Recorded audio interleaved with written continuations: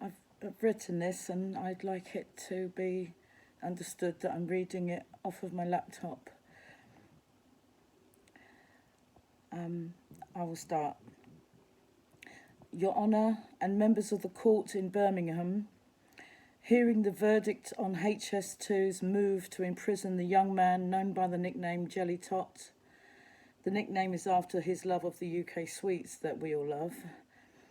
Your Honour, firstly, I would like to say I am uncomfortable that HS2, a large body, feels able to notion that a custodial sentence should be meted out. Such a notion to force your decision into imprisoning this young man is for me wholly disrespectful of the years that you have studied law and the position of your court. These are your decisions and should be respected as such. Without further ado, I would respectfully like to petition you to hear an account of the character of Jellytot, of my background and my experience of him, and for advocacy for young people in general. I have spent over 30 years as a youth and community worker in East London, in some of the poorest of the 33 London boroughs, Tower Hamlets, Hackney, Newham, and in the Docklands. I grew up in one of those poor boroughs, Tower Hamlets. I was also a young mum too, but at 19, I threw myself into youth work and tried to make a difference. I worked within a number of fields with young people and adult communities. This included play schemes, after-school clubs, toy libraries and creches, working in or managing projects that took care of children and young people to help families attend mostly poorly paid employ. I further worked in community development in Docklands area, where unsafe high-rise flats were to be demolished to rebuild whole communities in what was known as an urban village. Poverty was the norm, and issues affecting those young and adult people included homelessness, drug use, crime, teenage pregnancy, low school achievements, less access to education and poor health, and racism. I worked as a counsellor and as a specialist advisor in the connection service with young people not in education or employment or training. It's called NEET. Some of these young people were caught up with criminal gangs and in what we now know as being groomed into child criminal exploitation. And many will have suffered violence or abuse. And sadly, some were groomed and were expected to commit acts of violence, street robberies, knife crimes, as in within gang initiations. And Your Honour, I'm aware many young people will have stood before you and you will have known many of these stories of poverty, grooming and sad choices to enter crime.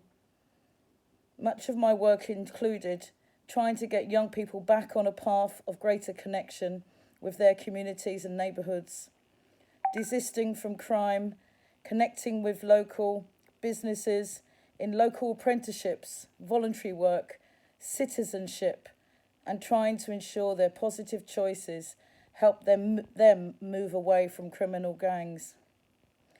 Your Honour, Jellytot, as a teenager, or the young adult he is now, has never been involved in any gangs as a young person, has never been involved in any street crime, robbery, and has never committed any act of violence.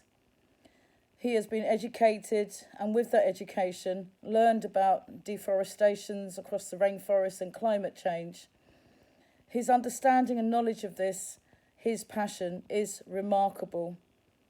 I also know that he has had to be very independent from a young age, but has been loved by his family and has been nurtured.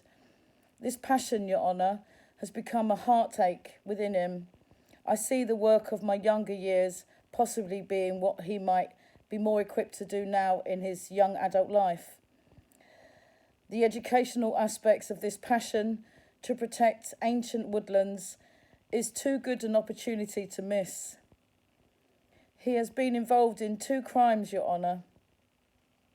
Firstly, trespass, and is known to the police for this, and the crime, if this is now to be such a thing, of believing passionately about climate change, the community helping to recycle and take care of our resources, reusing items, and of course, trees, and what they can do for our planet in combating climate change if left intact.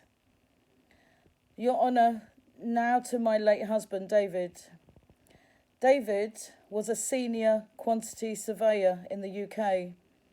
He worked on the creation, design, and monitoring of the progress made in the building of many of our secure infrastructure. This included pipelines, motorways, railways, waterways, airports, etc., in urban habitations and across the greener parts of the UK too. I was proud of his work and of how he told me that the progress could occur and he could sign off projects if everything was put back in its place.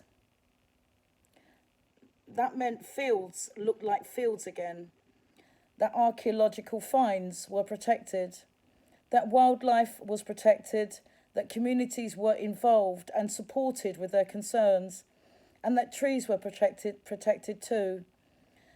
As a community development worker, I was pleased to hear of such progress and that communities were involved and happy with the way works were to be completed, and that each project would not go ahead if inherent environmental concerns were literally forcibly being bulldozed through and not catered for.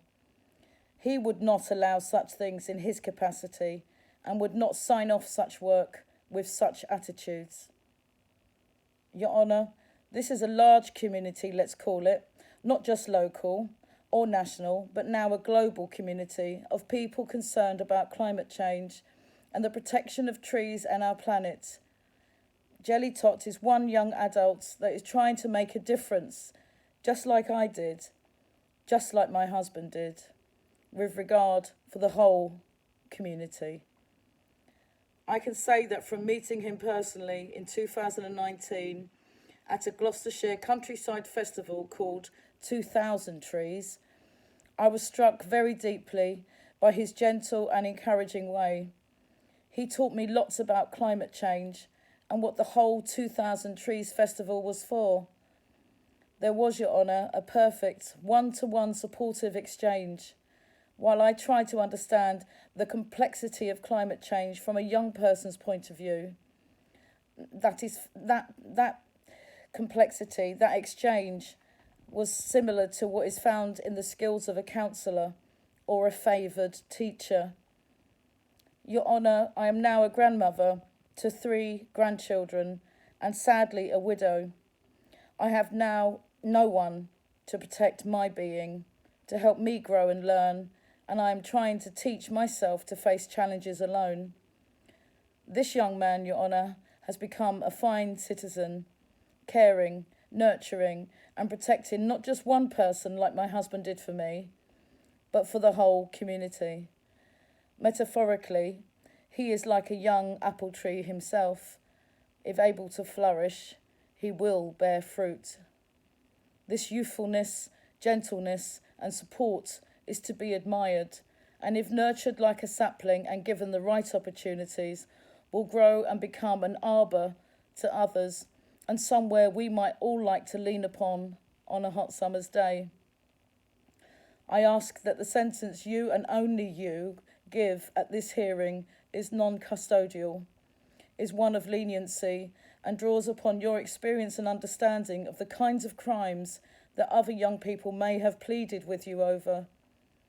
If I was present today and you would have given me time thus far, I would have said, I and many other parents and grandparents would be very proud of him just as much as we would our own for the care, citizenship and knowledge he is passionately trying to get across to us all.